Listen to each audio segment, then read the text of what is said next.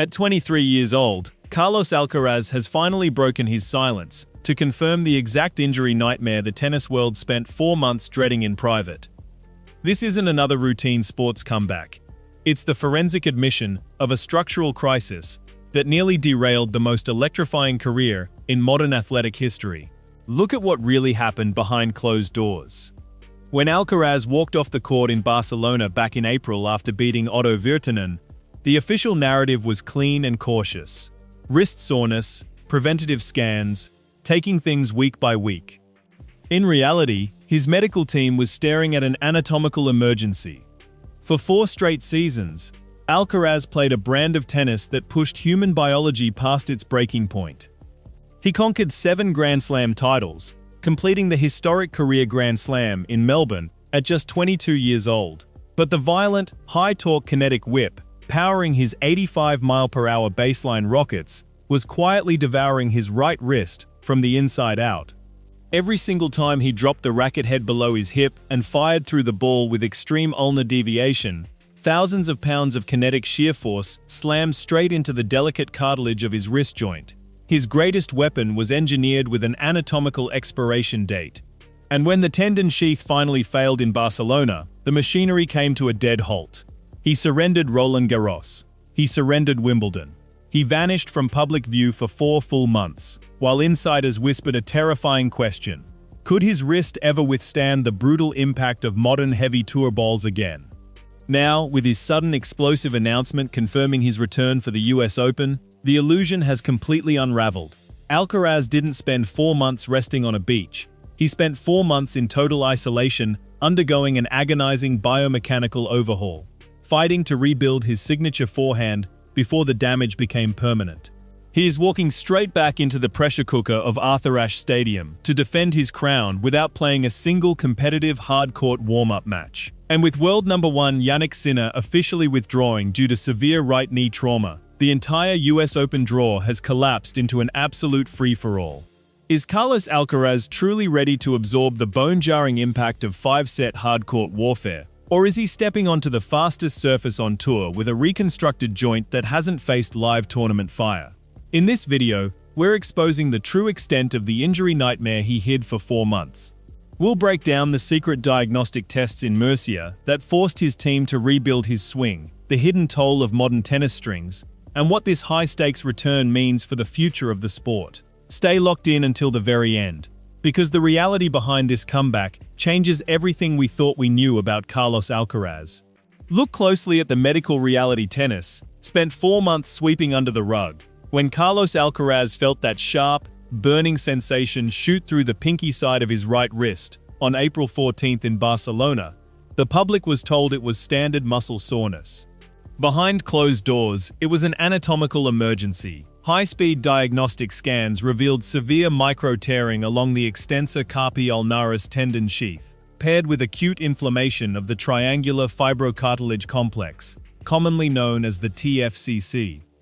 The TFCC is a tiny, delicate suspension bridge of cartilage that connects the ulnar bone to the wrist bones. In normal athletic movement, it acts as a shock absorber. But when an athlete whips through an 85-mile-per-hour forehand while hyperextending the wrist sideways, that tiny cushion gets crushed by massive rotational shear force.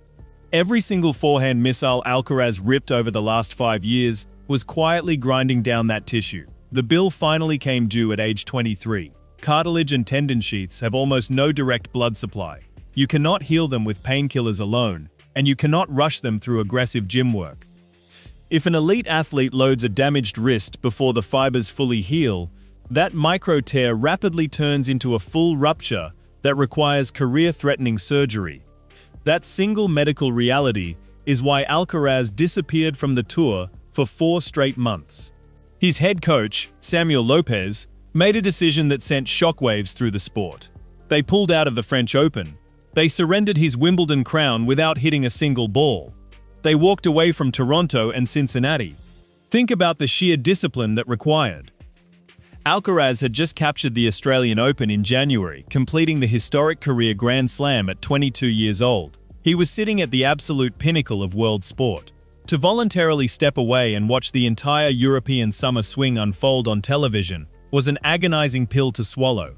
His team understood what the public did not. They weren't just treating an injury. They had to completely deconstruct the most feared forehand on the planet and rebuild it from scratch. If Alcaraz returned to the tour with the exact same violent racket drop below his hip, his wrist would break down again within 90 days. To understand why his original mechanics were so dangerous, look at the physics of modern equipment. Today's game is dominated by stiff monofilament polyester strings, like Babolat RPM Blast, pulled at extreme tension. These strings don't stretch like old-school gut. When an incoming ball arrives at 80 miles per hour with heavy topspin, the racket string bed acts like a brick wall. If the contact is centered, the energy transfers into the ball. But the moment an opponent hits a deep, heavy skidding ball and Alcaraz catches it even 2 millimeters off center, the frame twists violently in his hand. In a classical stroke, the shoulder and chest absorb that twist. In Alcaraz's violent whip technique, the entire rotational shock was stopped dead by his hyperextended wrist joint. For years, his youth and elasticity masked the load. But over thousands of practice hours and hundreds of tournament matches, those microshocks caused chronic fraying inside his tendon sheath. During the scorching months of June and July, his training compound in Murcia was transformed into a high-stakes biomechanical laboratory. Motion capture cameras tracked every single degree of rotation in his right arm. High-speed sensors measured the exact peak torque exerted on his joint at impact. To test whether the joint could survive real match pressure, Samuel Lopez brought in Denmark's Holger Rune for closed-door, high-intensity sparring sessions. They played brutal, uninhibited practice sets in the sweltering Spanish heat. Rune was instructed not to hold back, ripping heavy, flat 90-mile-per-hour baseline drives deep into Carlos's forehand corner to see how the wrist responded under maximum kinetic stress. The forensic data confirmed what the medical staff feared. The old whip was biologically unsustainable. Together, Alcaraz and Samuel Lopez engineered a series of crucial mechanical adjustments. First, they shortened the takeback by 2 inches, eliminating the extreme, exaggerated dip of the racket head below his hip line. Second, they moved his contact point roughly 3 inches further in front of his body. By catching the ball earlier, the initial drive is powered by the core, chest, and shoulder muscles, allowing the wrist to act as a stable guide rather than an overloaded biological catapult. Third, they altered his finish, transitioning away from the violent reverse whip over the shoulder and adopting a smoother, across-the-body kinetic deceleration path. On paper, this modified blueprint is a masterclass in joint preservation. It reduces peak stress on his wrist cartilage by over 40%, while preserving nearly 85% of his baseline racket head speed. A practice court in Murcia is a completely different universe from Arthur Ashe Stadium under the night lights. When you are sparring with a friend in practice, you have time to think through every mechanical cue. You can remind yourself to engage the core, step into the ball, and protect the joint. Under the suffocating pressure of a Grand Slam night session, human psychology changes entirely. Imagine Carlos Alcaraz locked in a 4th-set tiebreak against a top 10 heavyweight, driving heavy deep balls into his backhand and forehand corners. Lungs are burning. The New York humidity is draining every ounce of glycogen from the muscles. Reaction times slow down by fractions of a second. In those split-second moments of sheer physical exhaustion, the human nervous system does not rely on newly learned habits. It reverts instantly to deep-seated primal muscle memory. Will Alcaraz's subconscious trust the safer, compact swing when facing breakpoints? Or will his instinct take over, unleashing that violent, 85-mile-per-hour whip that broke his wrist 4 months ago? The danger doesn't stop with his forehand drive. It directly threatens his most lethal psychological weapon, the disguised drop shot. Alcaraz became virtually unplayable because his drop shot was indistinguishable from his full-power ground stroke. He sold the illusion of an 80-mile-per-hour missile by dropping the racket head low and lagging his wrist until the absolute last millisecond, only to soften his grip at the point of contact. With a more compact, front-loaded takeback, opponents will read the racket face much earlier in the swing path. If the element of disguise is neutralized, one of his greatest tactical advantages disappears overnight. Now consider the unprecedented chaos unfolding around him in the US Open draw. While Alcaraz spent Thursday celebrating his return with his synchronized Nike announcement, Friday delivered an earthquake that shook the tournament to its foundations.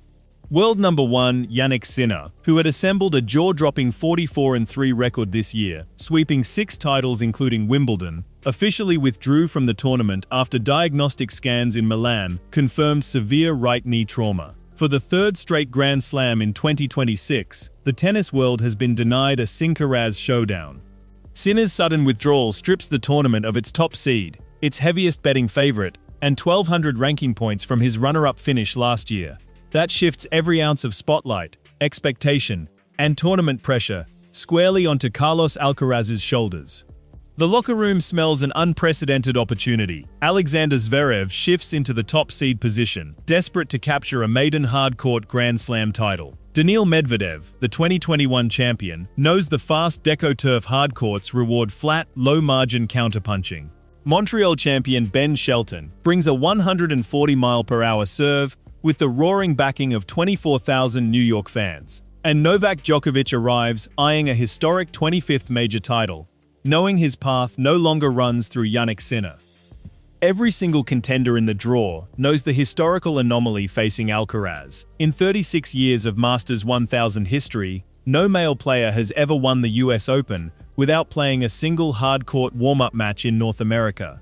Deco turf is fast, abrasive, and completely unforgiving.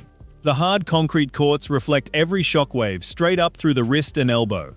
Stepping into 7 rounds of best-of-5 set warfare with zero competitive match sharpness is the ultimate high-wire act. Add to that the intense media spectacle of his high-profile mixed doubles appearance alongside Serena Williams, and New York is setting the stage for the most intense, pressurized Grand Slam of the decade. Carlos Alcaraz is stepping straight into the fire. He isn't just playing for another Grand Slam trophy. He is putting his reconstructed body, his altered mechanics, and his athletic future on the line in front of the entire sporting world. The curtain is about to rise on Arthur Ashe Stadium, and the answers to every medical, mechanical, and psychological question are about to be written on the court. We are watching a defining crossroads in modern sports history. Every legendary tennis career eventually reaches a moment where raw physical genius has to negotiate with the biological limits of the human body. Roger Federer had to reconstruct his backhand in 2017. Rafael Nadal had to rebuild his service motion to protect his knees. Now, at 23 years old, it's Carlos Alcaraz's turn to face the music. The 4 months he spent away from the tour weren't just a medical recovery window, they were a mandatory reality check. The violent wrist lag that terrified the locker room and delivered 7 Grand Slam titles carried an anatomical price tag that simply became too expensive to pay. When Carlos walks through the tunnel onto Arthur Ashe Stadium, the entire tennis universe will be holding its collective breath. If his new, compact mechanics hold up through 2 weeks of brutal best-of-5 set warfare, he will prove that a generational champion can evolve his technique and still conquer the planet. If that right wrist flares up under the shock of fast New York hard courts, or if his muscle memory forces him to revert to the violent whip in a deciding 5th set, the conversation shifts overnight, from title defenses to long-term career preservation. The stakes in Flushing Meadows have never been higher. Now, the debate lands squarely on your screen. Do you believe Carlos Alcaraz can conquer the US Open with a modified, safer forehand after 4 months off the tour, or did his original, violent wrist whip contain the irreplaceable secret to his dominance? Drop your thoughts, your technical breakdowns, and your tournament predictions in the comments below. Let's debate it out. Make sure to smash that subscribe button and turn on all notifications right now. We'll be tracking every night session, every high-speed camera angle, and all the breaking fallout as the US Open gets underway. Thanks for watching, and we'll see you under the lights.